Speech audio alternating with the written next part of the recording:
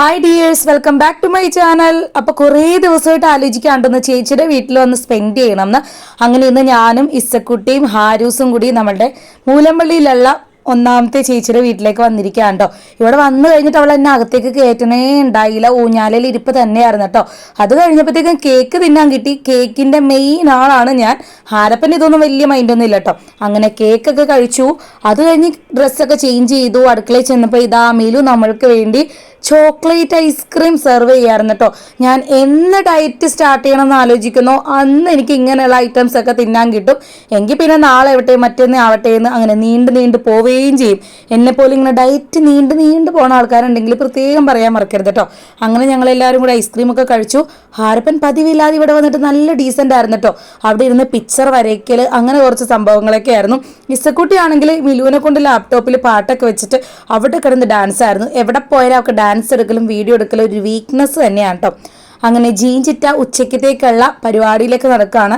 അപ്പോൾ സ്പെഷ്യൽ എന്തൊക്കെയോ ഉണ്ടാക്കുന്നുണ്ട് നമ്മൾക്ക് വേണ്ടി. എനിക്കാണെങ്കിൽ ഇവിടെ വന്നിട്ട് ചെയ്യാൻ പണിയൊന്നും കിട്ടണില്ല താനും. അങ്ങനെ ഒരു കാലിപാത്രം പിടിച്ച് ഇളക്കുന്ന ഒരു സീനാണ് ഈ കാണുന്നത്. അങ്ങനെ ഉച്ചയ്ക്കത്തേക്ക് സ്പെഷ്യൽ എന്ന് പറഞ്ഞാൽ നമുക്ക് ചാപ്സ് ഉണ്ടായിരുന്നു, പിന്നെ ചില്ലി പോർക്ക് ഉണ്ടായിരുന്നു, ചിക്കൻ ഫ്രൈ ഉണ്ടായിരുന്നു, ചിക്കൻ കറി ഉണ്ടായിരുന്നു, സാലഡ് ഉണ്ടായിരുന്നു. അങ്ങനെ വിഭവസമൃദ്ധമായ ഫുഡായിരുന്നു കേട്ടോ. അങ്ങനെ എല്ലാം കൂടി കഴിച്ച് ഉച്ചയ്ക്ക് ഞങ്ങൾ എല്ലാവരും മത്ത് പിടിച്ച് കിടന്നുറങ്ങി മക്കളെ. അത് കഴിഞ്ഞ് വൈകുന്നേരം നല്ല ചൂട് പാൽച്ചായൊക്കെ സെറ്റാക്കി അതിൻ്റെ കൂടെ നല്ല ചൂടൻ പഴംപൊരിയും പിന്നെ പപ്സും ഉണ്ടായിരുന്നു കേട്ടോ.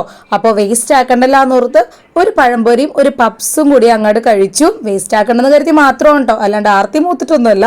അങ്ങനെ പിന്നെ ഞങ്ങൾ എല്ലാവരും കൂടി ഇതേ വർത്താനമൊക്കെ പറഞ്ഞിരുന്നു. ഇവനാണ് ബബിലു, ചിറ്റയുടെ മോനാണേ.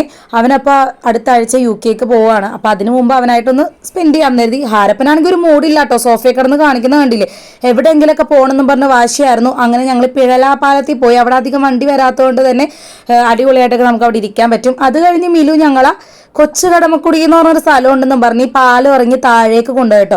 സംഭവം അടിപൊളിയായിരുന്നു കേട്ടോ. കടമക്കുടി വ്ലോഗ് നമ്മൾ ഓൾറെഡി നേരത്തെ ചെയ്തിട്ടുള്ളതാണ്. കടമക്കുടി പോലെ തന്നെ അതിൻ്റെ ഒരു ചെറിയ ഒരു ഭാഗം പോലെ തോന്നും.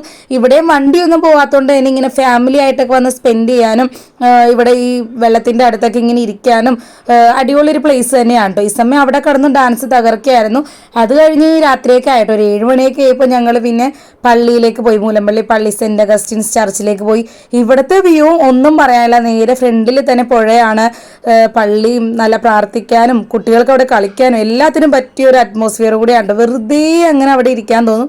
അങ്ങനെ ഞങ്ങൾ കുറേ നേരം അവിടെ വെറുതെ ഇരുന്നിട്ടോ. പിന്നെ തൊട്ട് ഫ്രണ്ടിലാണെങ്കിൽ ചങ്ങാടം വരുന്നതും പിന്നെ മെട്രോ സ്റ്റേഷനും തൊട്ട് ഫ്രണ്ടിൽ തന്നെയാണ് കേട്ടോ.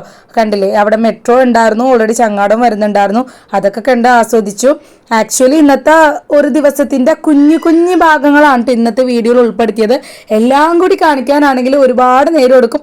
അപ്പോൾ അടുത്ത വിശേഷങ്ങൾ അടുത്ത വീഡിയോയിൽ കാണാം കേട്ടോ. അപ്പോൾ നമ്മളുടെ വീഡിയോക്ക് ഇഷ്ടമായ ലൈക്ക് ചെയ്യാനും സബ്സ്ക്രൈബ് ചെയ്യാനും നിങ്ങളുടെ അഭിപ്രായമൊക്കെ കമൻറ്റ് ചെയ്യാനും മറക്കില്ലല്ലോ. അങ്ങനെ ലാസ്റ്റ് ഞങ്ങൾ ക്ഷീണിച്ചൊരു സർവത്തും കൂടി കുടിച്ച് പിരിഞ്ഞു. ബൈ.